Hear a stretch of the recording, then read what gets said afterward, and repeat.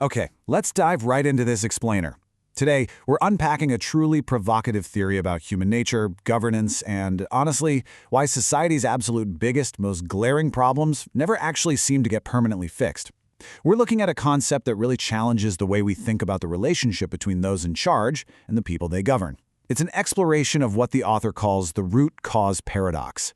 Basically, we're going to examine the tension between genuine meritocracy, the psychology behind why we constantly crave quick fixes, and the systemic power dynamics that keep us stuck in a cycle of dependency. So, have you ever actually wondered why powerful leaders, despite having massive resources and brilliant minds literally at their fingertips, seem to constantly prefer temporary band-aids over actual permanent solutions? I mean, it's a question that has probably crossed your mind when you look at these chronic societal issues that span generations, right? Why do the exact same crises keep popping up year after year, election cycle after election cycle? Well, according to the source text we're analyzing today, this isn't just some accident. It's not just a symptom of incompetence. It might actually be by design. Now, this is where it gets really interesting. The author drops this incredibly blunt, foundational premise right out of the gate. People don't want permanent solutions because there is no business in it. Just think about the weight of that specific word, business. The argument here is that unsolved societal plagues are essentially a highly profitable business model for those in power. I mean, if you permanently fix a problem, the demand for your particular brand of leadership, your funding, or your political platform, it might simply vanish overnight. All right, let's move into Section 1, the business of problems. To really grasp this perspective, we have to view societal issues as assets that leaders actively manage. The source material argues that authority figures aren't just failing to address the root causes of our struggles by mistake, they are actively avoiding them. The text asserts, quite directly, that leaders want to live on the problems plaguing society rather than curing them. It's kind of like if a doctor cures the disease while they're out of a job, right? Keeping the problem alive, on the other hand, ensures this steady, reliable stream of dependency. Now, obviously, that's a highly controversial way to view authority, but the author insists this is an intentional, calculated strategy by those at the top who benefit way more from managing the symptoms of societal decay than eradicating the underlying disease. Which brings us nicely to Section 2, Band-Aids versus root causes. To make this abstract theory a bit more concrete, the author uses a very specific, highly opinionated policy case study. They ask us to look at how societies typically handle inequality and historical disadvantage. So, on side A, we have what the author describes as moving the starting line, and this refers to policies like reservations, quotas, or affirmative action for exploited sections of society. Then on side B, we have the alternative, empowering early stages, which basically means building foundational grassroots improvements. Think universal, high-quality education and healthcare right from day one. The text is contrasting these two approaches to really highlight the massive difference between a top-down band-aid and a bottom-up root cause solution. And here, the source poses a rhetorical question that really makes you pause.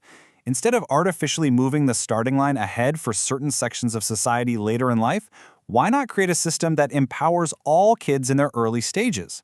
What if, literally, everyone was given the exact same high-quality education and amenities at the grassroots level? It's a profound question about fairness, honestly. Why manage the outcome of a race when you could just ensure everyone has the exact same nutrition, training, and equipment before the race even begins? So, the crucial takeaway here is the author's stark conclusion regarding those policies that adjust the finish line rather than fixing the actual foundation. The text argues that moving the starting line actively damages meritocracy. In fact, the author claims that such policies ultimately demotivate the many youngsters who have great ideas for humanity. The perspective being presented is that when a system rewards anything other than pure merit and foundational empowerment, it stifles innovation. It discourages the very minds that could actually drive society forward. Moving right along to Section 3, the psychology of impatience. Okay, so if root cause solutions, like building great grassroots education systems, are clearly better for long-term societal health, why on earth do we actively avoid them? Well, the author lists a few very human tendencies that drive this. First off, true root cause analysis and systemic change. They take a remarkably long time and require immense effort. And the author notes that, frankly, people simply lack patience. Even when well-meaning leaders have good intentions, the public often struggles to cooperate because doing so requires enduring temporary pain for future gain. People overwhelmingly desire immediate results. We want short-term rewards right now. And we naturally want to avoid the hard, grueling work required to rebuild a system from the ground up. It really all boils down to that classic psychological tug-of-war the source highlights: immediate gratification versus delayed long-term happiness. You know, it is incredibly difficult to convince a society to plant trees under whose shade they may never sit. People want the fruit today. And because the population demands that immediate gratification, leaders are heavily incentivized to just provide quick, visible fixes rather than waiting patiently to deliver lasting joy that might not even materialize until long after they've left power. Let's head into our final part. Section 4. The victimhood cycle. We've looked at the business of problems, the policy failures, and the psychological impatience of the public. Now we're going to focus intently on how the author believes these psychological vulnerabilities are systematically exploited. And the text makes a very controversial and direct claim here.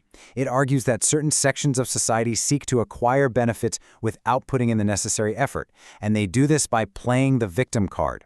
Essentially, the author suggests that our natural human desire to avoid pain and seek immediate rewards can mutate into a mindset where claiming victimhood becomes a viable, recognized strategy for securing resources, all without having to compete in a strictly meritocratic system. But when individuals or groups rely on these immediate, systemic band-aids and lean into that victim mindset, what is the exact trade-off? Because there's always a trade-off.